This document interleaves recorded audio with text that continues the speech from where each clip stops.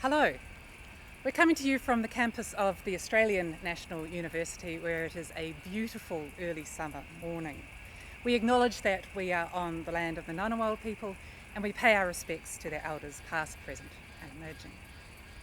We'll be reading to you from Odyssey, book 12, which takes up the story of Odysseus as he returns from the underworld and is given instructions by Circe as to how to overcome the obstacles he has still to face. Now, after our ship had left the stream of the river Okeanos and had come to the wave of the broad sea, we reached Aiaia, the dwelling of the early dawn and her dancing lawns and the risings of the sun. There we beached our ship on the sand and went forth upon the seashore, and there we fell asleep, waiting for the bright dawn. As soon as rosy-fingered dawn appeared, I sent forth my men to the house of Circe to fetch the body of the dead Alpenor. Straight away then we cut billets of wood and gave him burial where the headland runs furthest out to sea, sorrowing and shedding tears.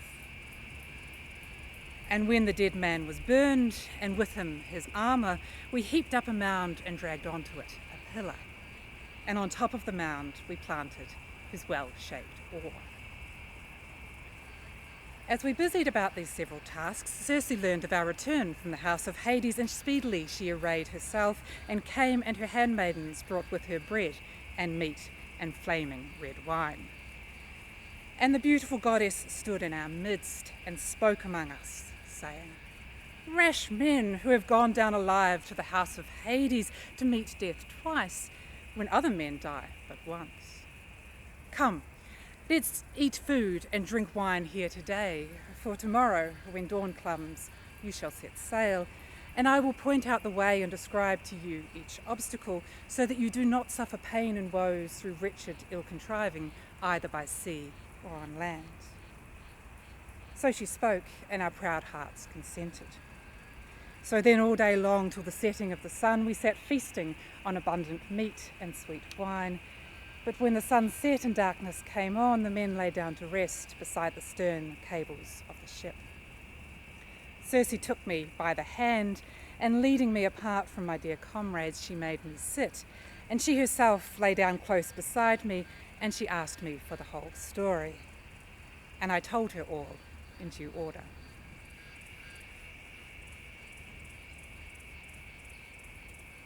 Autar epei potamoio lipen roon okeanoio, neus apodiketo kyma talasses eurut poroio, ne son taiaies, otite us erigeneies, oikia kai koiroi, eisi kai antolai elioio, nea men entel tontes ekelsamen samatoisin, ekde kai autoi beman epirengmini talasses, enta dapobrixantes meinamen dian, mos derigeneia pane rododactylos eos, de tot egon hetarus proien es domete kirkes, oi semenai necron, el penor tetne ota.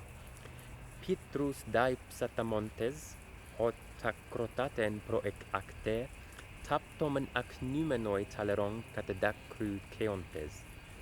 Autar epei necros tecae, cae teucia necru, tumbon ceuantes, ca episteles erusantes, pexamen acrotatoi tumboi eu eres retmon. He meis menta hecista di eipomen, udar kirken exa idio el tontes letomen, alla maloca el tentunamene, hamadam pipoloi peron autei, siton kai crea pola ka aitopa oinon rytron. He demessoi stasa meteuda dia tiaon, sketlioi hois do ontas hypeltete doma idao, distaneis, hotetalloi hapax tneiscus anthropoi.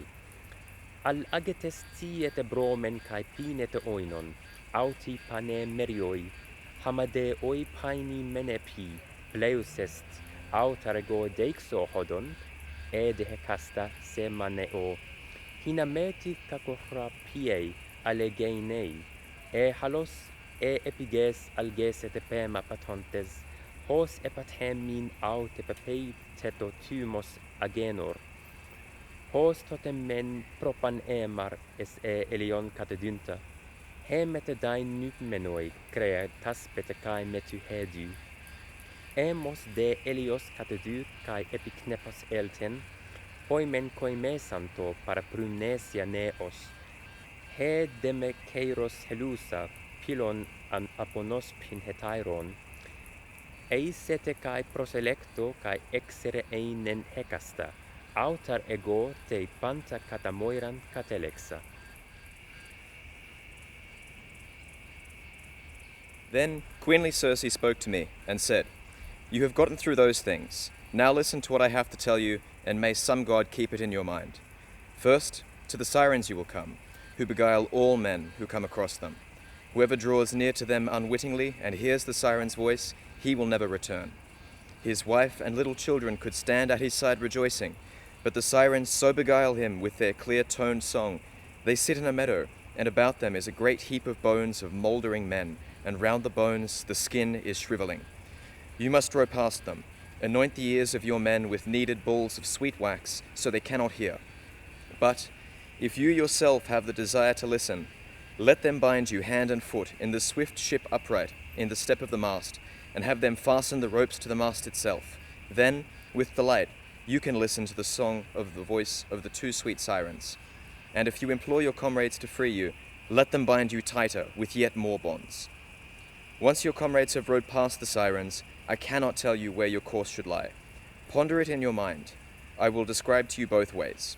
For on the one hand are beetling crags, and against them roars the great wave of dark-eyed Amphitrite, the planctide do the blessed gods call these. That way not even the winged things may pass, not even the timorous doves that bear ambrosia to Father Zeus. The smooth rock snatches away every one of these, and the Father sends in another to make up the tale. That way, no ship of men ever yet escaped that tried it, but the planks of ships and bodies of men are whirled confusedly by the waves of the sea and the blasts of baneful fire. One seafaring ship alone has passed thereby, that Argo, famed of all, on her voyage from Aeetes, and even her the wave would speedily have dashed there against the great crags, had not Hera sent her through, for Jason was dear to her.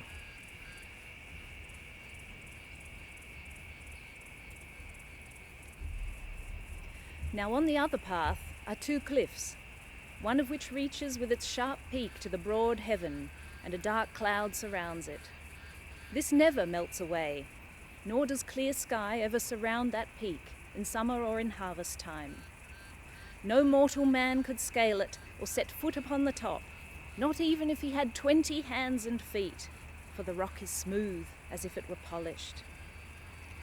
And in the midst of the cliff is a dim cave turned toward the west, toward Erebus, even where you shall steer your hollow ship, glorious Odysseus. Not even a man of might could shoot an arrow from the hollow ship so as to reach into that vaulted cave. In there dwells Scylla, yelping terribly. Her voice is indeed the voice of a newborn whelp, but she herself is an evil monster. No one would be glad at the sight of her, no, not even if it were God that met her. She has 12 feet, all misshapen, and 6 necks exceedingly long, and on each one an awful head, and in each 3 rows of teeth, thick and close, and full of black death. Up to her middle, she is hidden in the hollow cave, but she holds her head out beyond the dread chasm, and fishes there, eagerly searching around the rock for dolphins and sea dogs, and whatever beast she may happen to catch. Such creatures as deep-moaning Amphitrite rears in multitudes past counting. By her no sailors yet can boast that they have fled unscathed in their ship, for with each head she carries off a man, snatching him from the dark-prowed ship. But the other cliff, you will see, Odysseus, is lower. They are close to each other. You could even shoot an arrow across. And on it is a great fig tree with rich foliage. But beneath this, divine Charybdis sucks down the black water. 3 times a day she belches it forth, and 3 times she sucks it down terribly. May you not be there when she sucks it down, for no one could save you from ruin, no, not even the Earthshaker. Draw very close to Scylla's cliff, and drive your ship past quickly, for it is better by far to mourn 6 comrades in your ship than all of them together.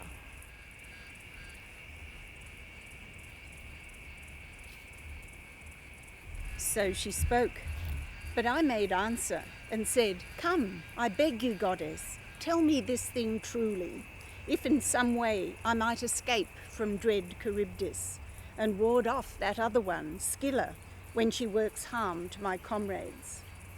So I spoke, and the beautiful goddess answered and said, "Rash man, now once again your heart is set on the deeds of war and on toil.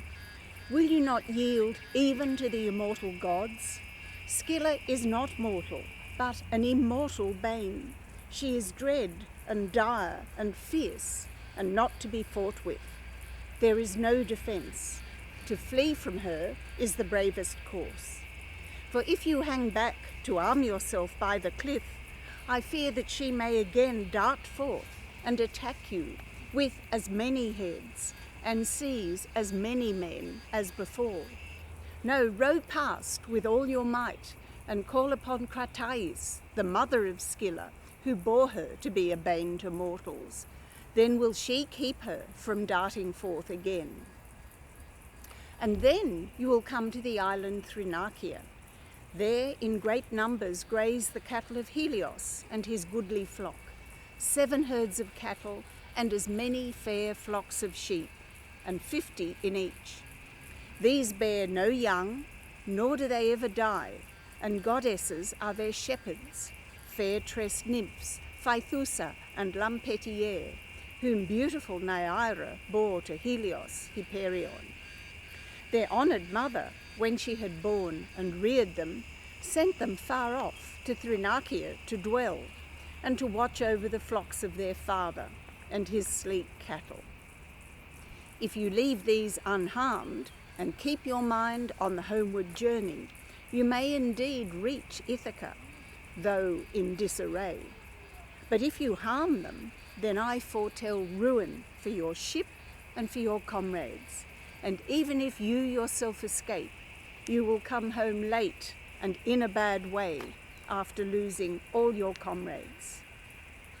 So she spoke, and presently gold-throned Dawn appeared. Then the beautiful goddess departed up the island, but I went to the ship and roused my comrades to embark and to loose the stern cables. So they went on board straight away and sat down upon the benches, and sitting well in order, they struck the grey sea with their oars. And to help us along, in the wake of our dark-prowed ship, a fair wind that filled the sail, a goodly comrade, was sent by fair-tressed Circe, that dread goddess with human speech. So as soon as we had made fast all the tackling throughout the ship, we sat down, and the wind and the helmsman guided the ship.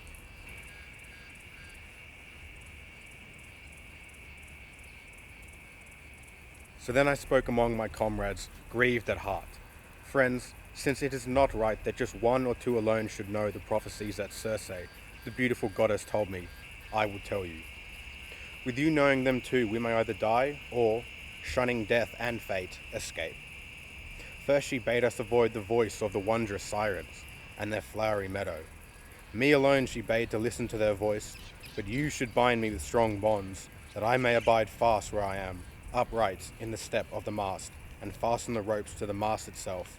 And if I implore you to free me, bind me tighter with yet more bonds. Thus I repeated all these things and told them to my comrades. Meanwhile the well-built ship speedily came to the isle of the 2 sirens, for a fair and gentle wind bore her on. Then and there the wind ceased, and there was a windless calm, and a god lulled the waves to sleep. But my comrades rose and furled the sail, and stowed it in the hollow ship, and then they sat at the oars and made the water white with their polished oars of fur. I with my sharp sword cut into small bits a great round cake of wax, and kneaded it with my strong hands, and soon the wax grew warm, forced by the strong pressure and the rays of the sun god Helios to Perion. I anointed with this the ears of all my comrades in turn, and they bound me in the ship hand and foot upright in the step of the mast, and fastened the ropes to the mast itself, and they sat and struck at the grey sea with their oars.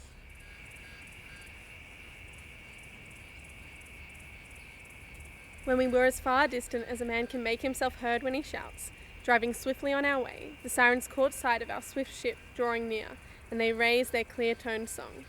Come hither, if you dare, renowned Odysseus, great glory of the Achaeans. Stay your ship and listen to the voices of us too. For never yet has any man rowed past this isle in his black ship, until he has heard the sweet voice from our lips. Yes, he has joy of it, and goes on his way a wiser man. For we know all the toils that in wide Troy the Argives and Trojans endured through the will of the gods, and we know all things that come to pass upon the fruitful earth. So they spoke, sending forth their beautiful voices, and my heart was desired to listen, and I bade my men free me, nodding to them with my brows, but they fell to their oars and rowed on. And presently Perimedes and Eurylochus rose and bound me with yet more bonds, and drew them tighter.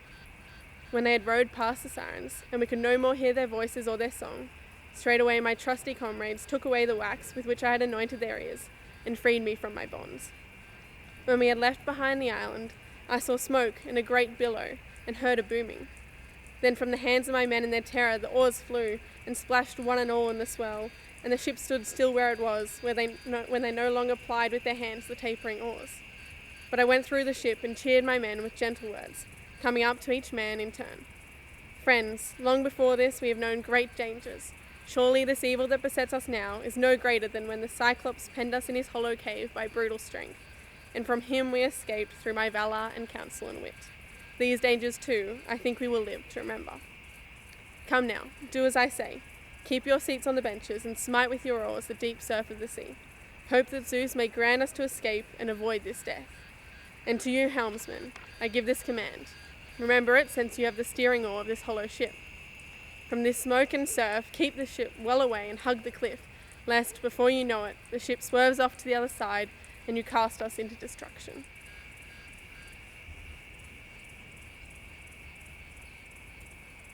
De tot egon hetaroisi meteudon aknumenos ker, o piloi, ugar kre hena idmena ude du oius, tes patarmoi kirke mute satodia tiaon, al ereo menego, hina e dotes eke tanomen, eken ale wamanoi tanaton kai kera pugoimen, seirenon memproton anoge tes pesiaon ptongon, aleuwastai kai leimon antemoenta. Hoion noge ab akuemen, alla me desmoi desaten argaleoi oprempedon autotimimno, orton en histopedei, ec dautu peirata nepto, eideke lissomai hymeas lysaite lewo.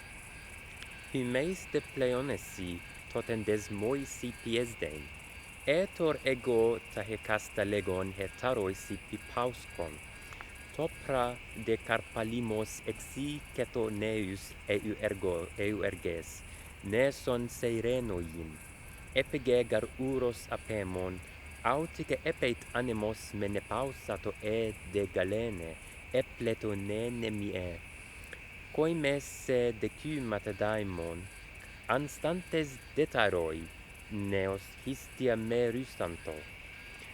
Kai tamen enne iclapurei tessan, hoi deperet ma hes dominoi leukainon hydor, xesteis elateisin. Autarego keroio megantrokon oxe icalcoi, tuta diat mexas kersi stibareisi piesdon, apsa diai netokeros, epekeleto megalehis, eliu tauge hyperionida o vanaktos, hexeies detaroisin epuata passin aleipsa. Hoidenne medesan homu keiraste podaste, orton en histopedei, ec dautu peirat anepton, autoi des domenoi poli en haletypton eret mois.